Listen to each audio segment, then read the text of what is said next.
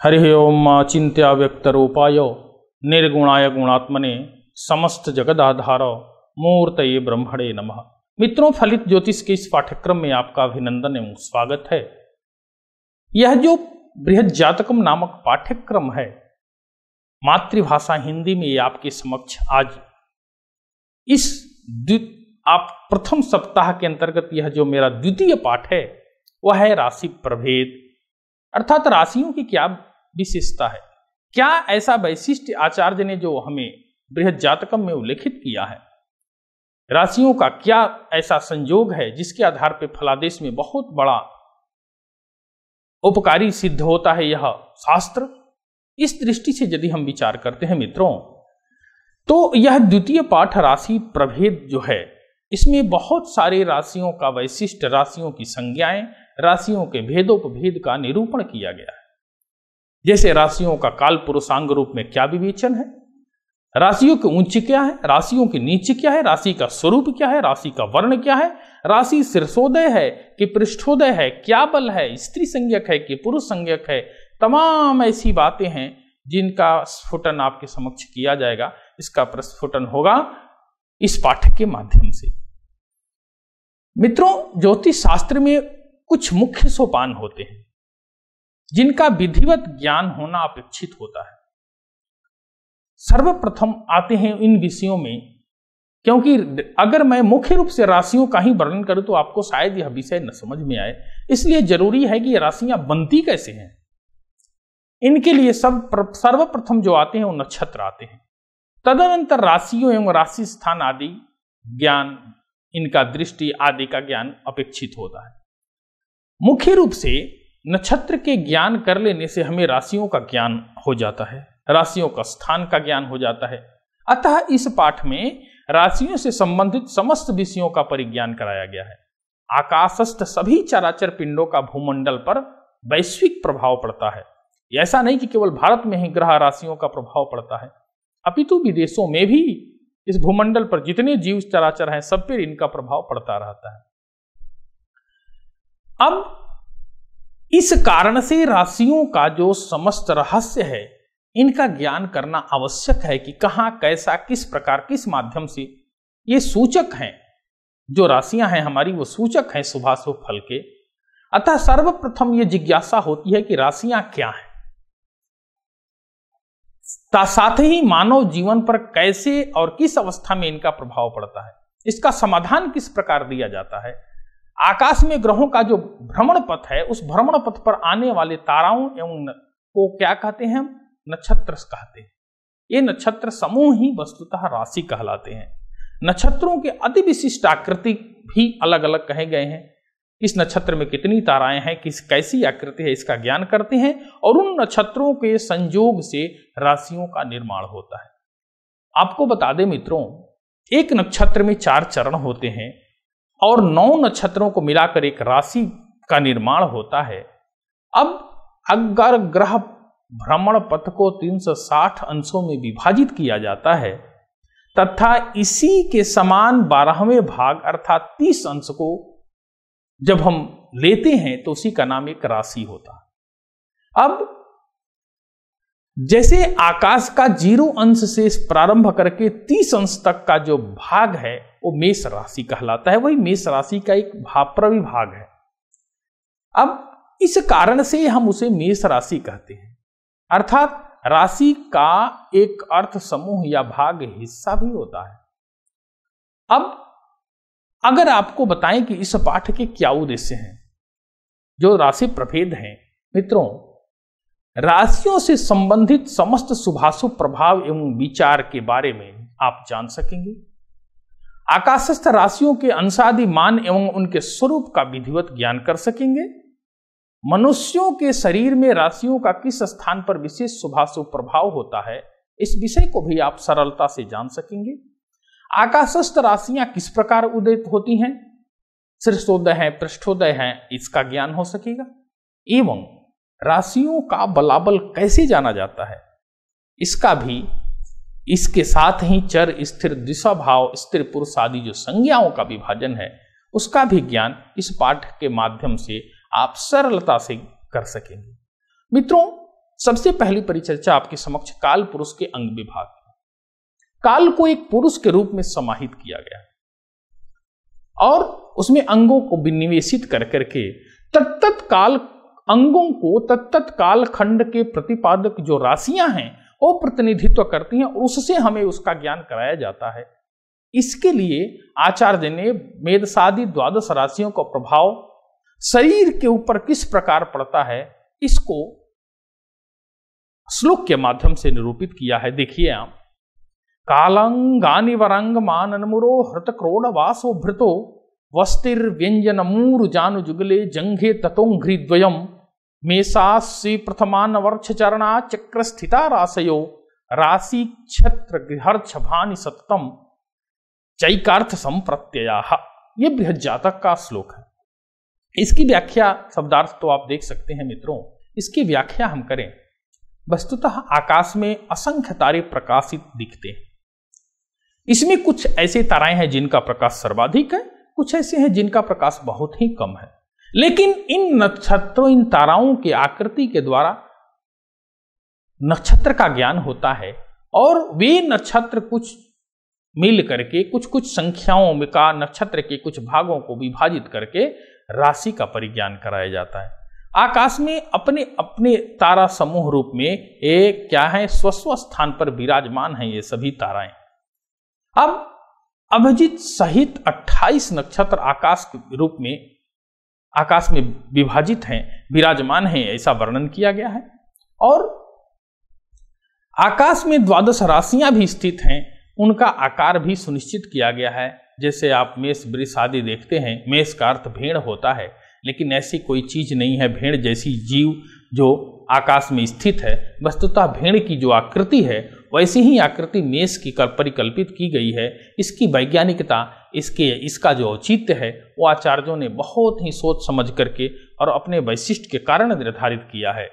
अब आप सामान्य सा एक प्रयोग देखें तो एक नक्षत्र में 4 चरण, एक राशि में 9 चरण, प्रति चरणों की एक एक अपनी वर्ण व्यवस्था। जैसे आप देखते हैं 27 नक्षत्रों को हम जब विभाजित करते हैं, वर्ण में तो चूचे चोला सुनी लीलू लोला भरणी अयु विक्रिकता ओबा विबोरोहिणी विबोका के मृगशिरा आदि करके आधार पर वर्णों का भी विभाजन किया गया है। ये अलग के विषय हैं कि आचार्य शिव के सूत्र से ये निष्पन्न हुए। अब कहड मट परत नय भजख गसद चला इत्यादि इन सूत्रों में 5 स्वरों का सन्निवेशित किया गया। इन सन्निवेश के द्वारा ही इन वर्णों की उत्पत्ति हुई और इससे हम राशि का ज्ञान कर लेते हैं। मित्रों, 2.25 नक्षत्रों की एक राशि होती है अभिजीत को छोड़ करके। इस प्रकार 108 चरण को का 27 नक्षत्र एवं 12 राशियां होती हैं। आप ये गणित भी कर सकते हैं। ऐसे में जब सिद्ध करते हैं तो ये 13 अंश 20 कला एक नक्षत्र का मान होता है और एक राशि का मान अंशात्मक मान में 30 अंश होता है, जिसमें 12 राशियों को मिलाकर 360 अंश व्रतात्मक चक्र की परिकल्पना की गई है। जैसे देखें आप, ये चक्र देखें आकाशस्थ राशियों का, ये प्राचीन निर्मित चक्र है जिसमें सारे ग्रहों की राशियां, किन किन नक्षत्र और एक नक्षत्र में कैसे चरण, इन तमाम विषयों का ज्ञान इससे कर सकते हैं। मित्रों, अश्विन आदि नक्षत्रों का यदि चरण विभाग करते हैं, जैसा कि सामान्य रूप से छोटे छोटे सरल ग्रंथों में प्रतिपादित शीघ्रबोध प्रवृत्ति ग्रंथों में हम लोग ज्योतिष शास्त्र के प्रारंभ में जो ज्ञान देते हैं उसमें ये समाहित है। देखें आप, सारे नक्षत्र और उनके चारों चरण किस प्रकार से वर्णित हैं।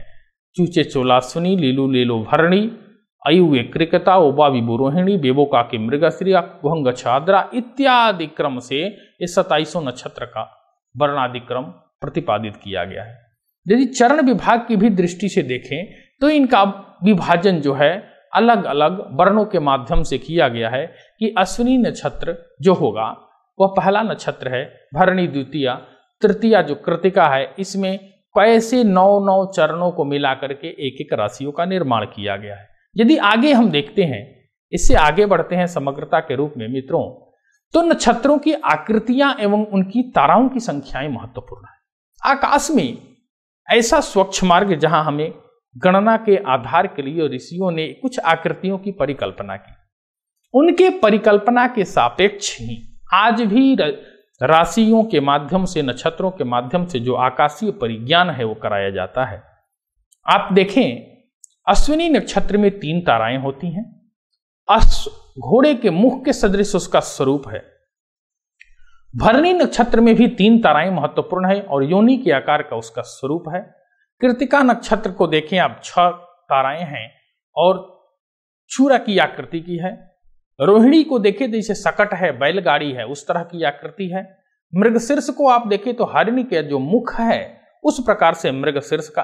तो ऐसे 27 नक्षत्रों का पृथक पृथक स्वरूप भी बताए गए हैं और उनमें प्रमुख ताराओं की गणना भी की गई।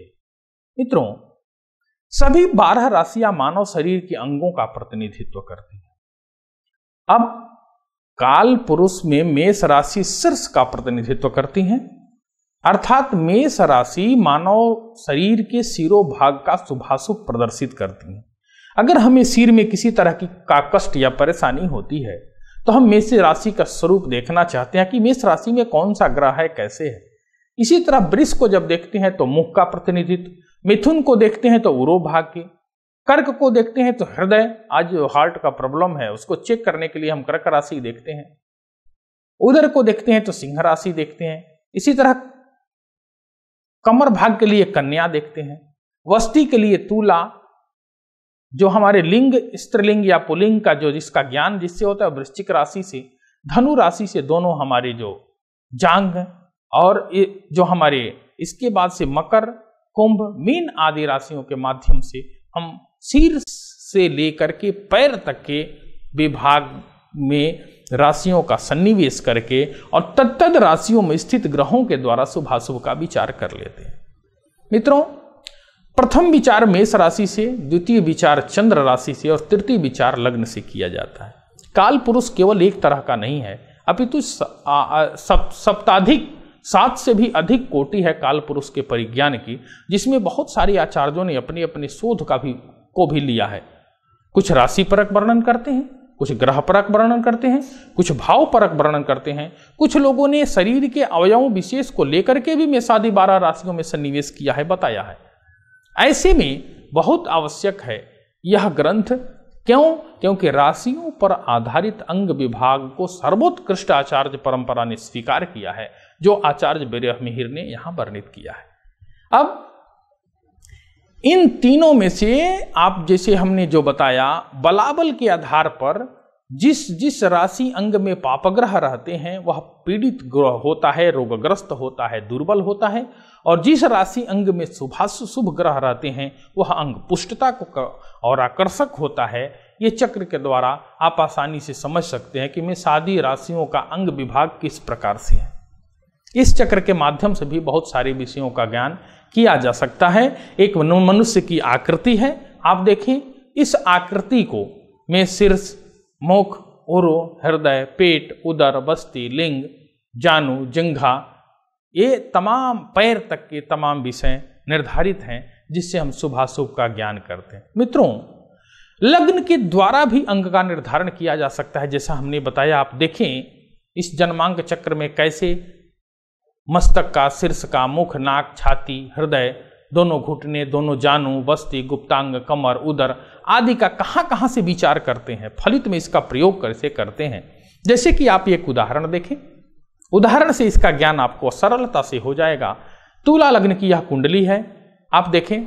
अब इसके धनु लग्न में चंद्रमा, मंगल, शनि है, मकर लग्न में बुध बैठा हुआ है, सूर्य की जो स्थिति है वह कुंभ राशिगत है, बृहस्पति मेष राशि का है, शुक्र और राहु जो हैं वो षष्ठ भाव में है।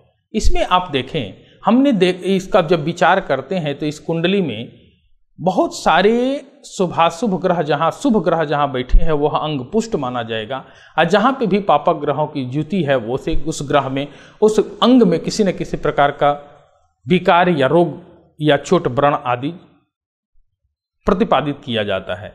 अब इन अंगों के बलाबलों का निरीक्षण हम किससे करते हैं? राशियों के माध्यम से। इसीलिए काल पुरुष में अंगों का विभाजन, अंगों की पुष्टता का ज्ञान आवश्यक है। सर्वप्रथम मेष राशि, चंद्र राशि तथा लग्न, इन तीनों में सर्वाधिक बलशाली कौन है इसका ज्ञान हम करते हैं। फिर आगे कही हुई विधि के द्वारा यहाँ पर तीनों में जो सर्वाधिक बलशाली लग्न है और कम बलशाली लग्न है उसका ज्ञान करते हैं, और तब इसके शुभाशुभ का परिज्ञान हम आसानी से कर पाते हैं। मित्रों, यदि हम आगे के विषय को दृष्टि से इसमें देखें कि आगे ऐसे कौन से विषय हैं, आप राशियों के आकाशस्थ स्वरूप को देखें। वस्तुतः आकाश में सभी ग्रह राशियों में ही संचरण करते हैं, शुभाशुभ फल को की सूचना भी देते हैं। इन सभी राशियों का स्वरूप आकाश में विद्यमान है। इनके स्वरूप के अनुसार जातक के गुण धर्म भी पृथक पृथक होते हैं। जिस राशि का जैसा स्वरूप है उस राशि से प्रभावित होने वाला जातक भी उस स्वरूप का होता है। आचार्य वराह मिहिर कहते हैं, क्या राशियों के स्वरूप के आधार पर बताते हैं। देखें कि मत्स्यौ घटी निर्मिथुनम सगदम सवीणम चापी नरुस्व जघनो मकरो मृगास्य तौली ससस्य दहना प्लवगाच कन्या शेषः स्वनाम सदृशः खचराश्च सर्वे। अर्थात किस प्रकार से राशियों का स्वरूप किस किस राशियों में कैसा है, ये आपको आगे बताया जाएगा। धन्यवाद।